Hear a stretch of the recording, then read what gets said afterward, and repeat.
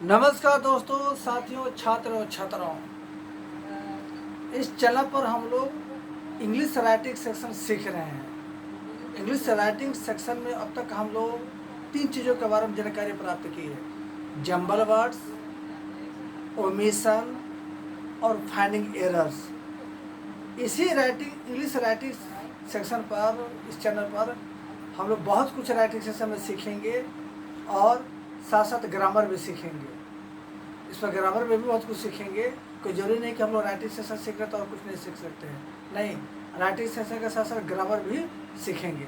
तो आज हम लोग 3 राइटिंग सेशन सीखे: जंबल वर्ड, सबमिशन और फाइंडिंग एरर्स। अब इस चैनल पर हम एक नया टॉपिक और शुरू कर रहे हैं जो कि सबके लिए है।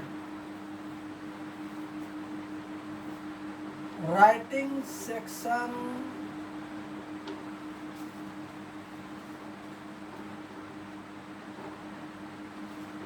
In English.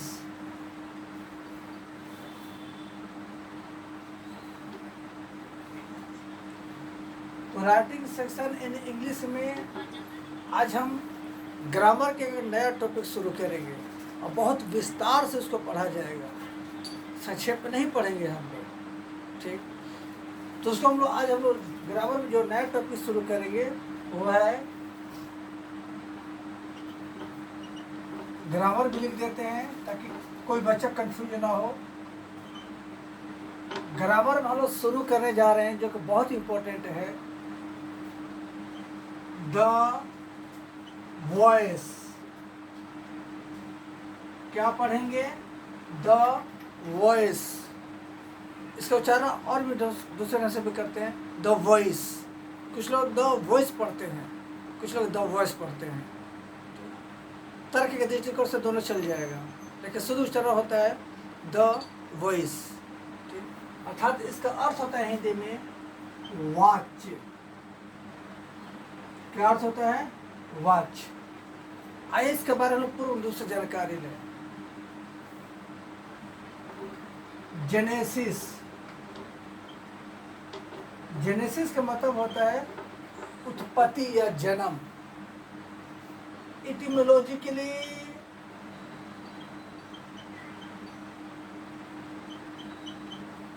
recording and surveying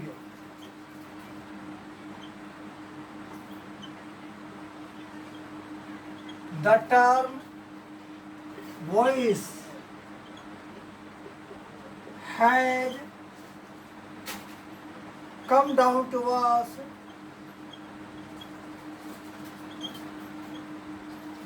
in the Latin and French words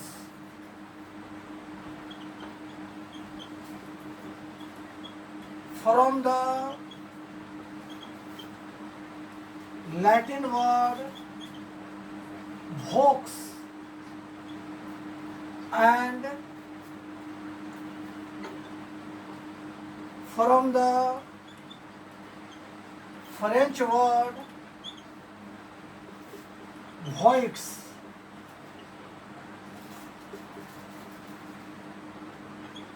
which mean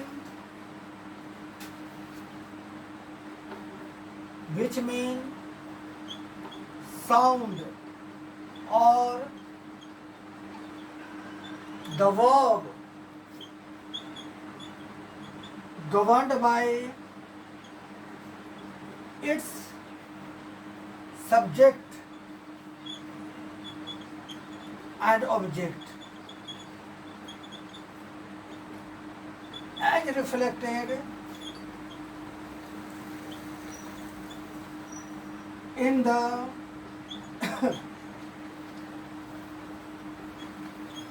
dictionary of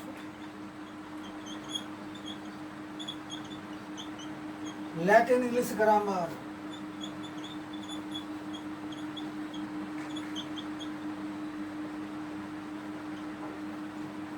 समझा देते हैं। जेनेसिस का मतलब होता है उत्पत्ति या जन्म। इटोमोलॉजिकली रिकॉर्डिंग एंड सर्वेइंग उत्पत्ति के विचार से जांच पड़ताल के तहत शोध के आधार पर उत्पत्ति के विचार से जांच पड़ताल के तहत शोध के आधार पर सर्वेक्षण के आधार पर वॉइस शब्द लैटिन भाषा और फ्रांसीसी भाषा के शब्दों से बना है। तो उत्पत्ति के विचार से वॉइस शब्द लैटिन भाषा और फ्रांसीसी भाषा के शब्दों से बना है। लैटिन भाषा के वॉक्स जिसका स्पेलिंग VOX है, तो लैटिन भाषा के वॉक्स शब्द से बना है और फ्रांसीसी भाषा के वॉक्स जिसका स्पेलिंग VOIX है, जिसका मतलब होता है साउंड अर्थात आवाज़, और दूसरा अर्थ होता है the verb governed bye it's subject and object अर्थात कर्ता और कर्म के अनुसार क्रिया का होना, अर्थात कर्ता और कर्म के अनुसार क्रिया का प्रयोग होना। अब आइए डेफिनेशन। अब हम लोग वॉइस के जेनेसिस के बाद डेफिनेशन लिखें।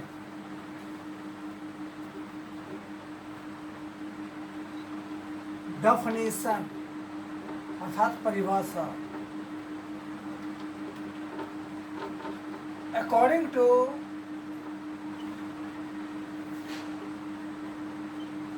Professor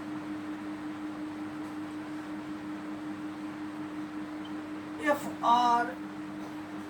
Lewis, according to Professor F.R. Lewis, the form of the verb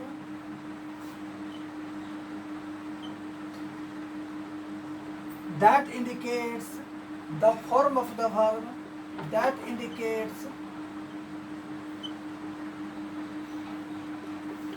if the subject is governing the verb or the object is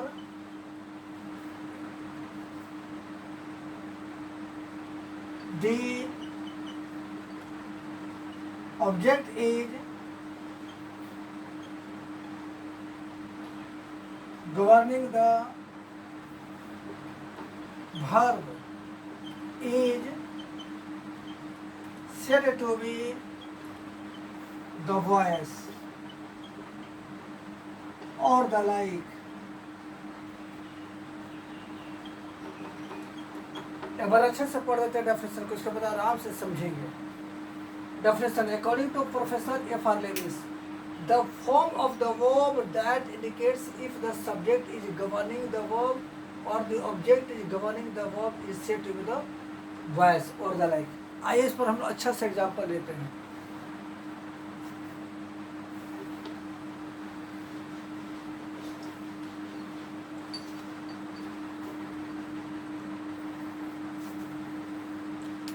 example के लिए जाए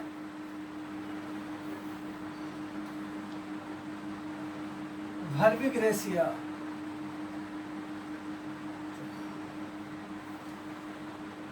I teach you, you are taught by me। यहाँ पर दो अलग अलग वाक्य लिखे हैं ताकि डेफिनेशन क्लियर हो सके। पहला वाक्य एक्टिव वॉइस में है और यह अफर्मेटिव है प्रेजेंट इंडेफिनिट में। पहला वाक्य प्रेजेंट इंडेफिनिट का अफर्मेटिव है और ये एक्टिव वॉइस में है। इसमें हम क्या देख रहे हैं कि सब्जेक्ट आई है, इस सब्जेक्ट के अनुसार क्रिया V1 आया है। क्या है? क्रिया V1 आया है। तो कह सकते हैं कि इसमें कर्ता के अनुसार क्रिया आया है, कह सकते हैं कि कर्ता के अनुसार क्रिया का प्रयोग किया गया है, कह सकते हैं कि क्रिया पर कर्ता का हुकूमत है, कह सकते हैं कि क्रिया पर कर्ता का अनुशासन है, अर्थात कह सकते हैं कि क्रिया कर्ता के अनुसार आया है। दूसरा वाक्य है आर टॉट। दूसरा वाक्य आर टॉट। इसी वाक्य का ये पैसिव वॉइस बनाया गया है, इसी वाक्य का ये पैसिव वॉइस बनाया गया है। तो जाहिर सी बात है कि पैसिव वॉइस है तभी प्रेजेंट इंडेफिनिट का अफर्मेटिव हुआ। तो इसमें हम क्या देख रहे हैं कि जब ऑब्जेक्ट को हम सब्जेक्ट बना दिए, जब ऑब्जेक्ट को हम सब्जेक्ट बना दिए तो इसके अनुसार टिच तो नहीं आया, क्या आया, इसके अनुसार आर टोट आया, क्या आया, आर टोट आया। यहाँ पर टोट क्या हुआ, V3 हुआ। तो इससे क्या स्पष्ट होता है, स्पष्ट होता है कि क्रिया के अलग अलग रूप का प्रयोग किया गया। एक्टिव वॉइस में कोई और रूप है और पैसिव में कोई और रूप है। इससे स्पष्ट हो रहा है कि क्रिया के जिस रूप से, अंग्रेजी भाषा में मुख्य क्रिया के 5 रूप होते हैं, V1, V2, V3, V4, V5। तो क्रिया के जिस रूप से यह बोध हो, क्रिया के जिस रूप से यह बोध हो कि वाक्य में कर्ता की प्रधानता है या कर्म की प्रधानता है, उससे हम वाचक कहते हैं। क्रिया के जिस रूप से यह बोध हो कि वाक्य में क्रिया कर्ता के अनुसार आया है या वाक्य में क्रिया कर्म के अनुसार आया है, इसे हम पैसिव वॉइस कहते हैं। अर्थात क्रिया के जिस रूप से यह बोध हो कि कर्ता और कर्म के अनुसार क्रिया आए, उससे हम पैसिव वॉइस, उससे हम वॉइस कहते हैं।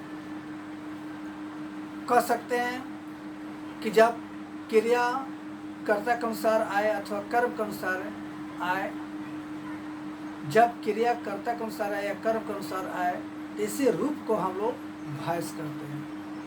समझ में आया? चलिए, तो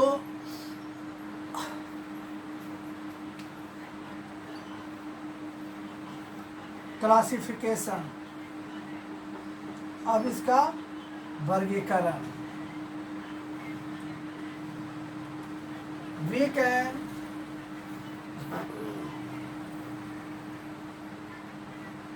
split the voice into the